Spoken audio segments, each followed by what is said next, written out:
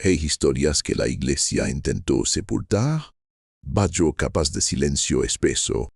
Hay nombres que jamás quedaron escritos en libros parroquiales. Hay culpas que ni el confesionario logró disolver.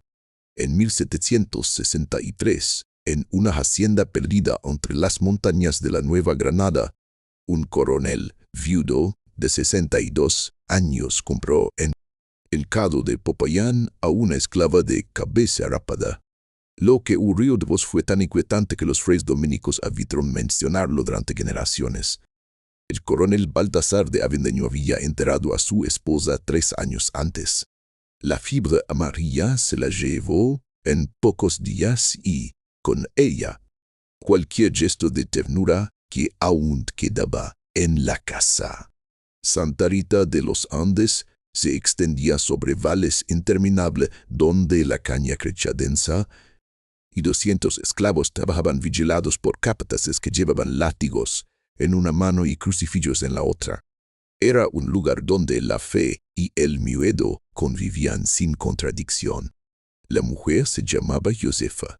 Tenía 26 años y el cráneo rasurado hasta la piel.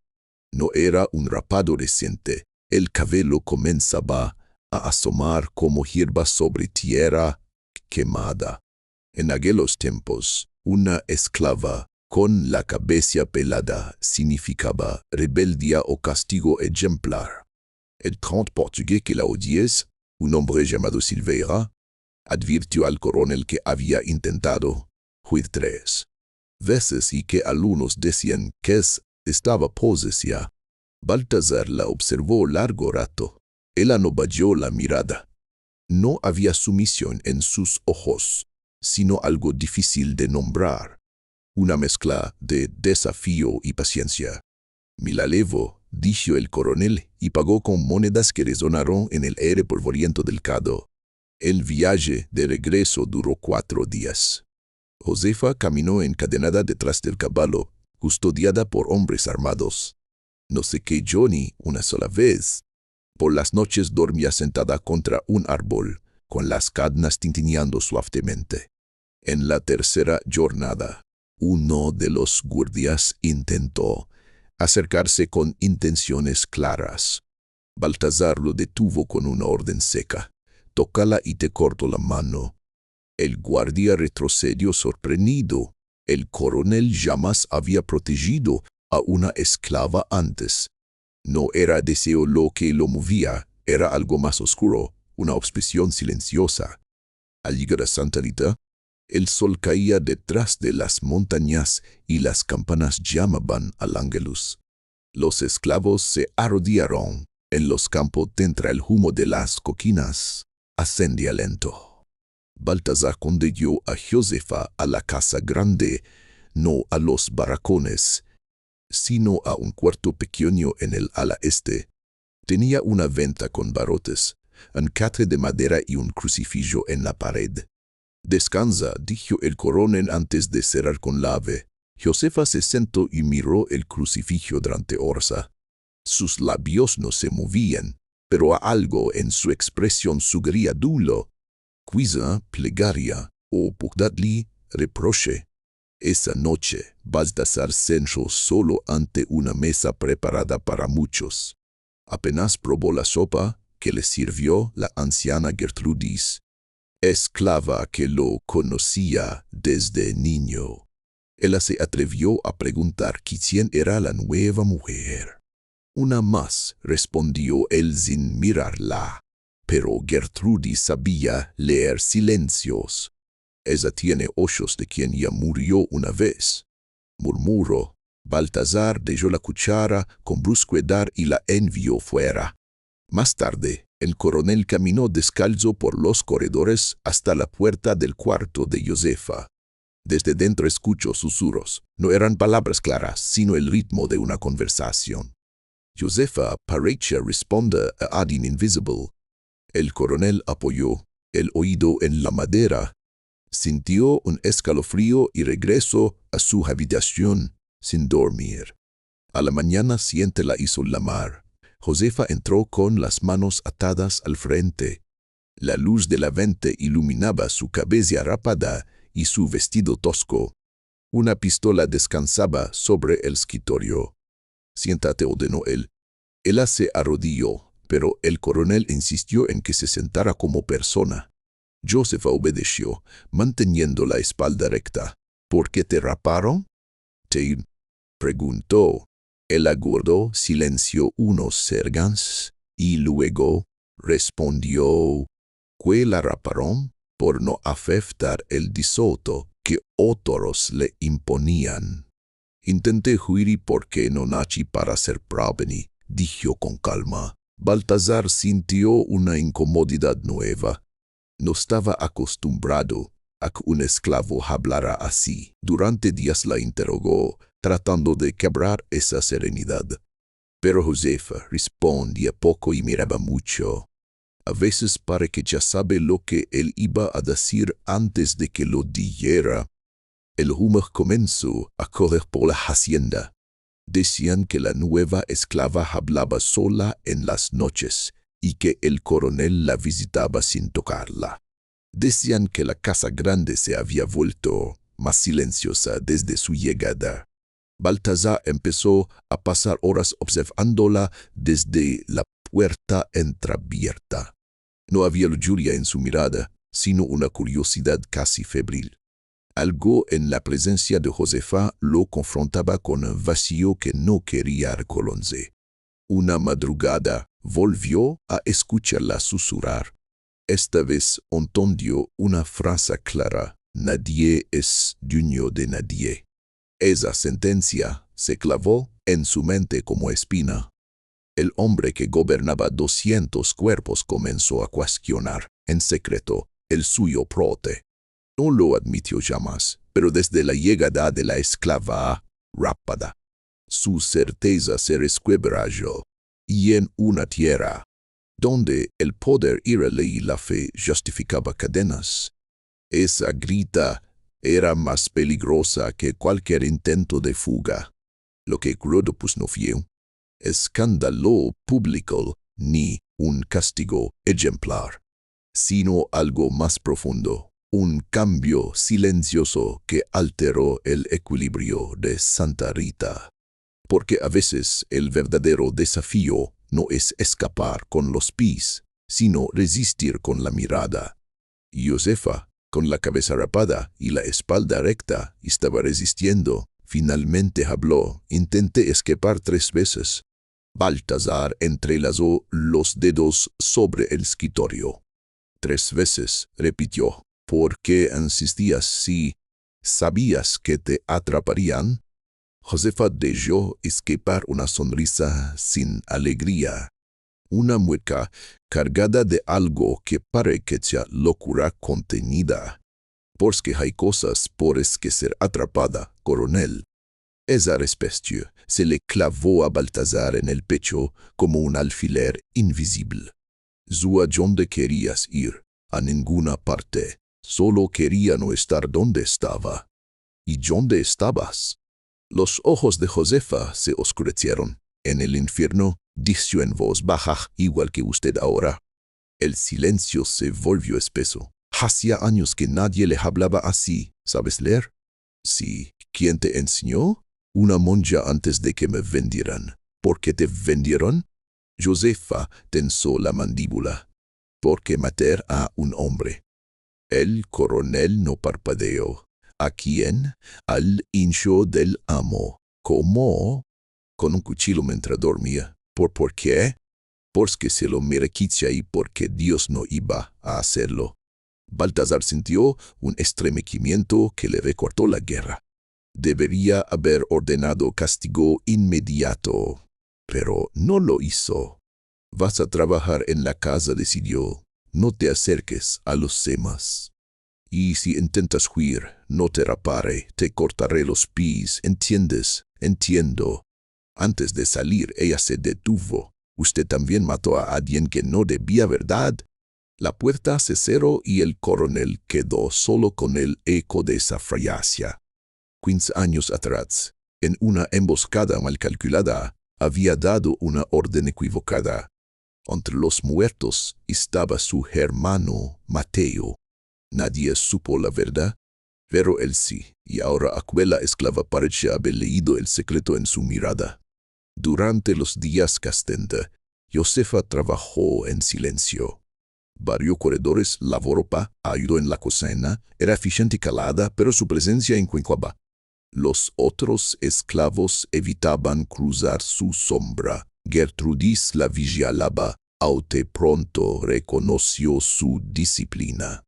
En la misa dominical, el padre Anselmo la observó con recelo. Una mujer rapada no era solo rebeldía, murmuró luego al coronel. Puede ser acusación de brujería o pecado prohibido. Baltasar respondió con frialdad que en su casa decidía él. Esa noche volvió a llamarla al despacho. Había una botella de aguardiente y 2 vasos. «Siéntate», ordenó. Josefa dudó, pero se sentó frente a él. Era la primera vez que una esclava apuraba una silla ante su amo. «Bebe». Los esclavos no beben con los amos. Esta noche sí, el licor quemó la garganta de ambos. Dice, ¿cómo supiste lo de mi muerto? Lo vi en sus ojos. Los ojos de quien clara un cadáver siempre son iguales. ¿Y tú cómo lo sabes? Porque yo también cargo uno. Baltasar apoyó los codos en la mesa. Cuéntame. Josefa respiró hondo. Me vendieron a los 14 años. Fui esclava doméstica en Cartagena. El hijo mayor del amo venía cada noche a mi cuarto, durante 2 años, para que alguien lo detuviera. Nadie lo hizo. Entonces lo hice yo. La madre lo sabía, todos lo sabían, pero yo era esclava. Él era hincho del amo. ¿A quién iban a criar? No me mataron porque era mercancía. Me vendieron de hacienda en hacienda hasta llegar aquí. ¿Y el rapado? La esposa del luto amo descubrió que su marido me visitaba. No fue mi culpa. Nunca lo es.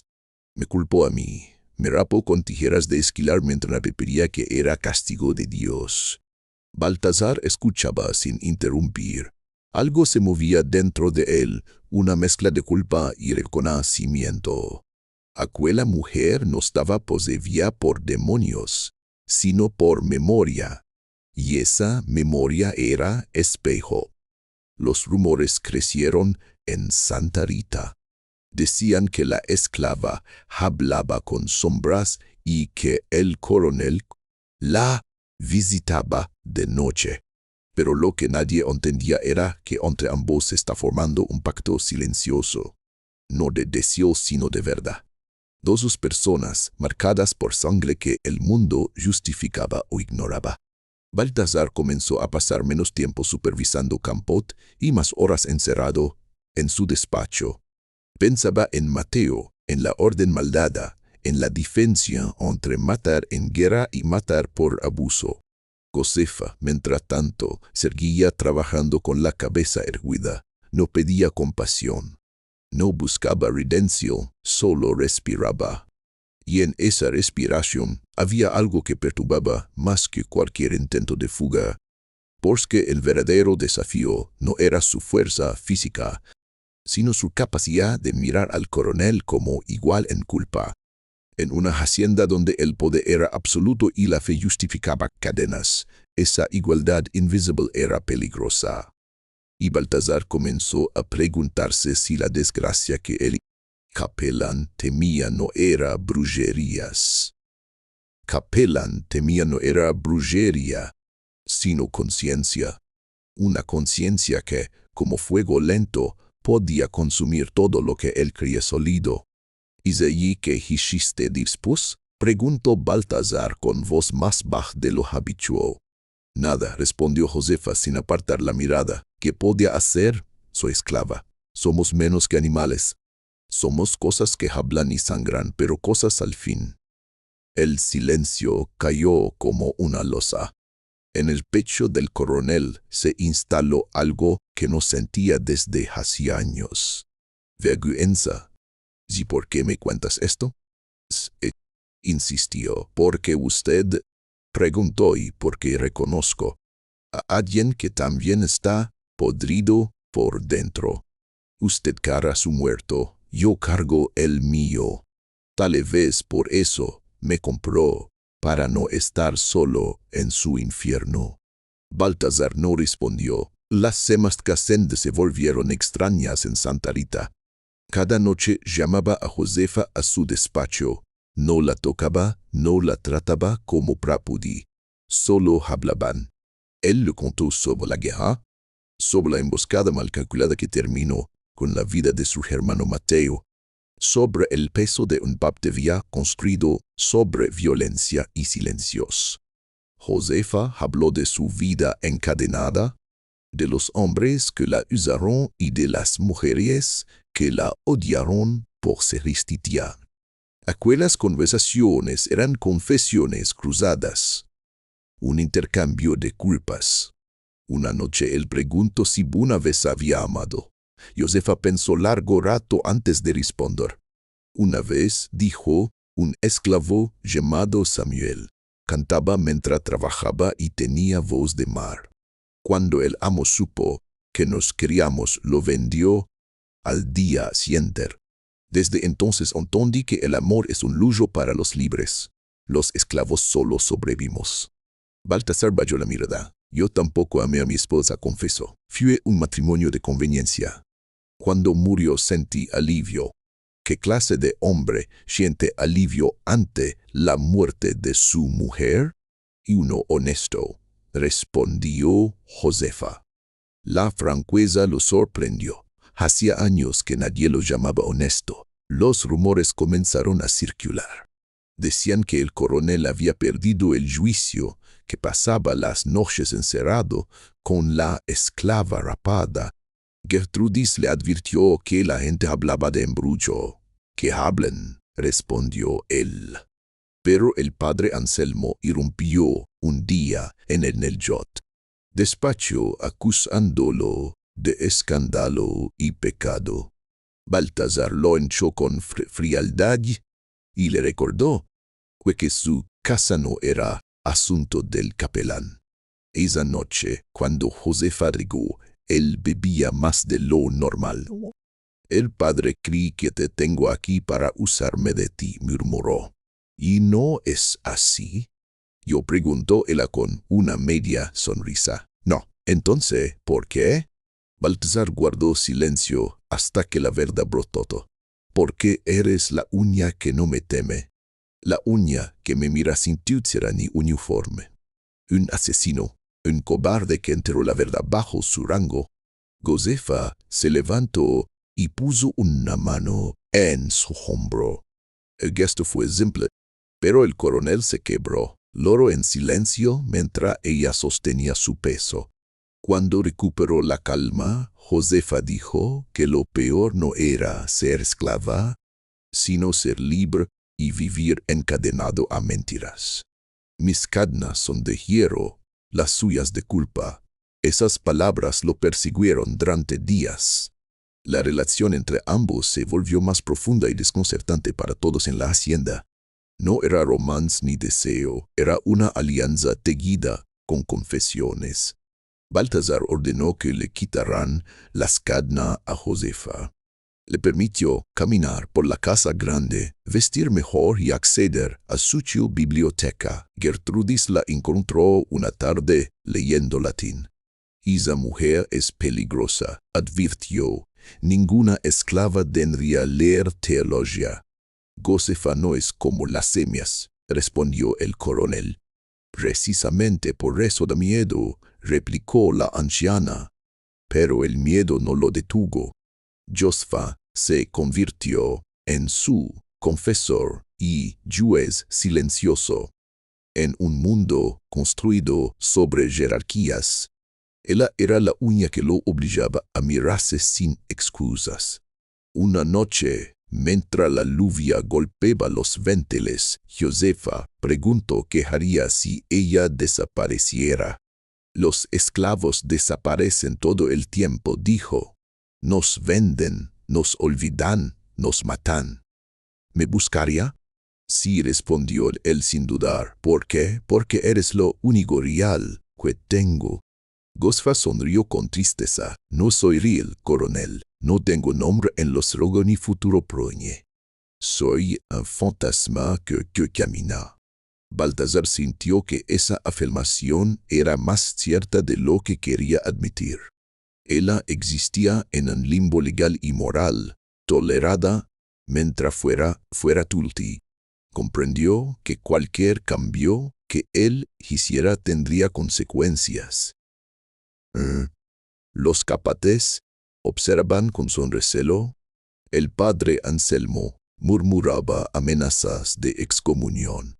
La astura entera de Santa Rita dependía de que cada quien conociera su lugar.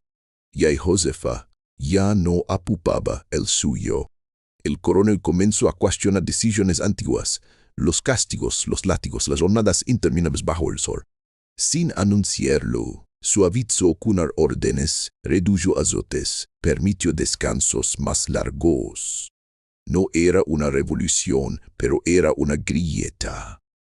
Los esclavos lo notaron. También lo notaron los capataces, que temían perder autoridad. Gosfa seguía trabajando con la misma serenidad. Nunca pidió libertad, nunca exigió nada. Solo hablaba con la claridad de quien ya no tiene nada que perder. En esas conversaciones nocturnas, Baltasar comprendió que la verdadera posesión no era sobre cuerpos, sino sobre silencios, y que al romper el suyo, Josefa había alterado el equilibrio de toda la hacienda. Porque cuando alguien deja de temer, el poder pierde su fundamento, y en Santa Rita comenzaba a sentir un cambio que nadie sabía cómo nombrar, pero que ya no podía ignorar. Para mí eres real, murmuró Baltasar aquella noche, pero eso no te hace libre. El silencio que siguió fue denso, casi insoportable. Ambos sabían que la verdad estaba allí, intacta. Ella seguía siendo el amor y ella seguía siendo esclava. Ninguna conversación, ningún gesto podía borrar ese hecho, o al menos eso creían, hasta que una madrugada de marzo de 1764 cambió el rumbo de todo. Baltasar despertó con un dolor feroz en el pecho. El aire no entraba en sus pulmones y el sudor frío le corría por la espalda. Se levantó, tambalecondo, y caminó hasta la habitación de Josefa. Golpeó la puerta con desesperación. «Ayúdame». Él la abrió y entendió al instante. Lo condujo hasta su cama. Le quitó la camisa empapada y colocó paños fríos sobre su frente. «Respira despacio, coronel». Él apretó su mano con fuerza. «No quiero morir solo». «No estás solo». Entre llados, Baltasar pronunció algo inesperado. «Si muero, quiero que seas libre. Está escrito en mi testamento. Prométeme que te irás lejos». Josefa quedó inmóvil, pero finalmente asintió. El dolor cedió al amanecer. Algo irreversible había ocurrido. Días después, el médico confirmó que el corazón del coronel estaba debilitado. En lugar de brindar reposo, Baltasar llamó a su abogado y ordenó formalizar la manumisión. A su muerte, Josefa sería libre y se vería 500 pesos de plata. El duque se firmó ante notario. Cuando ella lo supo, lloró por primera vez desde que había llegado a Santa Rita. ¿Desde por qué hace esto? Porque es lo correcto. Ella respondió con una sonrisa amarga. Nada en este mundo es correcto. Entonces que esto lo sea a mi favor. Se abrazaron brevemente, un gesto que parecía pequeño, pero contenía años de silencio. La noticia del testamento corrió como pólvora entre los hacendados. El padre Anselmo convocó a los propietarios vecinos, temiendo que el ejemplo se propagara. Si un coronel libera a una esclava, mañana todos pedirán lo mismo, dijo don Ramiro de Esquivel, conocido por su brutalidad. Decidieron presionar para invalidar el document. Baltasar los recibió con la pistola sobre la mesa y los expulsó de su plapení. Mis tierra, mis decisiones. La humillación encendió resentimientos. Una noche de abril, mientras Josefa caminaba cerca de los barracones, 3 hombres encapuchados la interceptaron. La arrastraron a un granero y, entre golpes, dejaron claro que era un mencia para su amo. La violencia fue fría y calculada. Cuando la abandonaron, quedó inmóvil, mirando el techo oscuro. Al amanecer, Gertrudis la encontró y corrió a avisar al coronel. Al verla, Baltasar sintió una furia que no recordaba desde la guerra. Ordenó investigar y en 2 días supo que detrás estaba don Ramiro. Sin vacilar, montonó a caballo y cabalgó hasta su hacienda. Entró sin anunciarse y disparó un único tiro a la frente del hacendado. Regresó a Santa Rita como si hubiera cumplido un deber militar. El escándalo sacudió la región. Investigadores llegaron desde Santa Fe, el clero protestó y los hacendados exigieron justicia.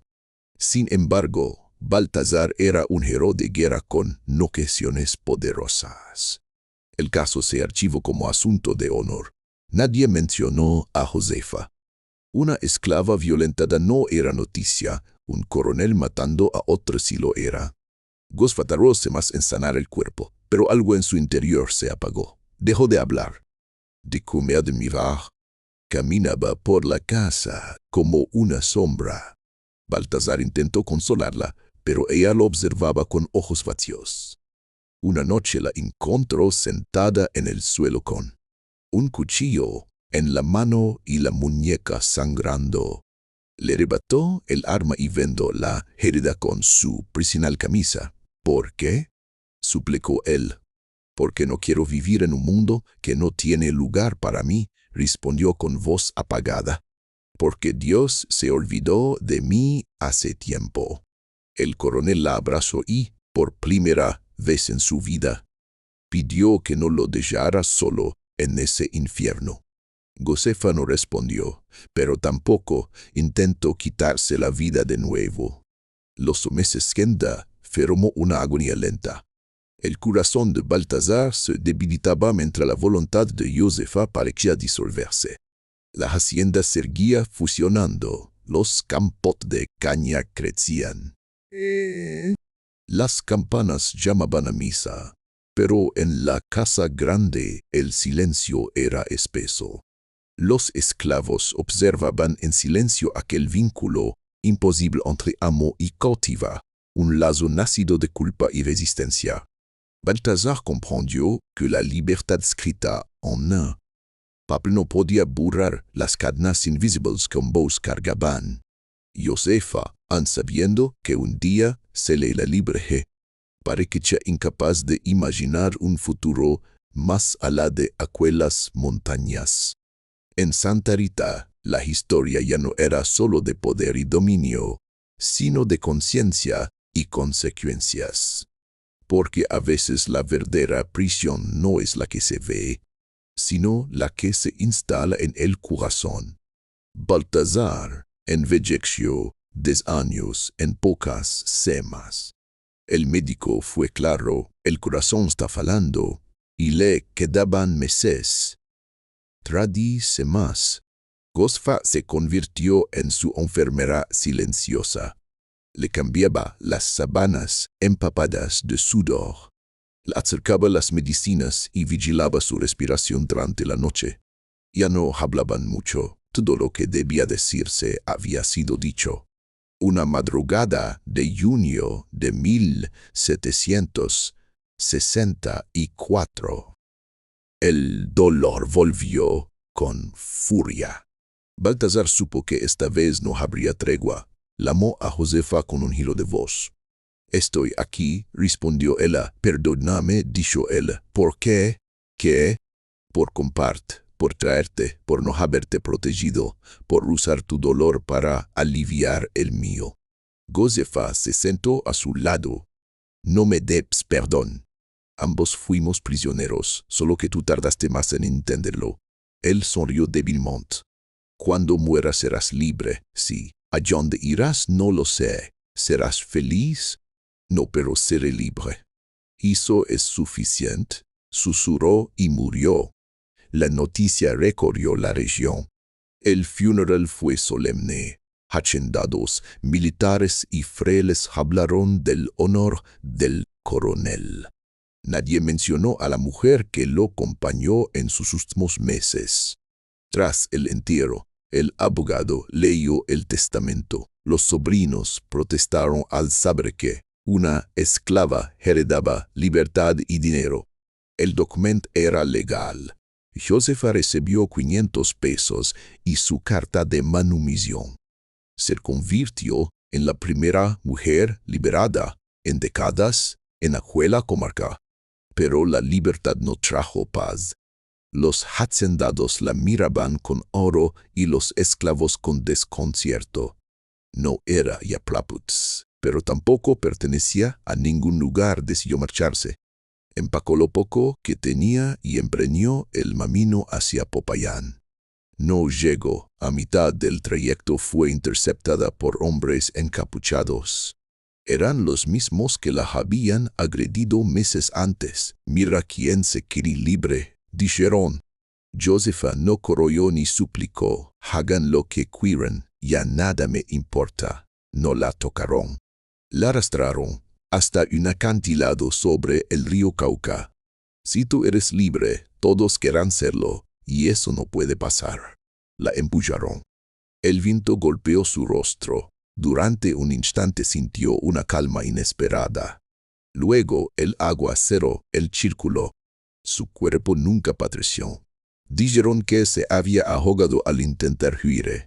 Nadie investigó. Una mujer negra, incluso libre, no era noticia. Gertrudis guardó silencio. Sabía que hablar equivalía a morir. El padre Anselmo celebró una misa por su alma y habló de misericordia divina. Pero en los barracones se decía otra cosa, que el alma de Josefa no había cuando descansó. Los años pasaron. Santa Rita cambió de dueños. Los sobrinos vendieron la hacienda y llegaron otros amos con iguales cadenas. El recuerdo del coronel y su esclava rapada se desvaneció en los ruidos oficiales, pero sobrevivió en la memoria de quienes no tenían voz.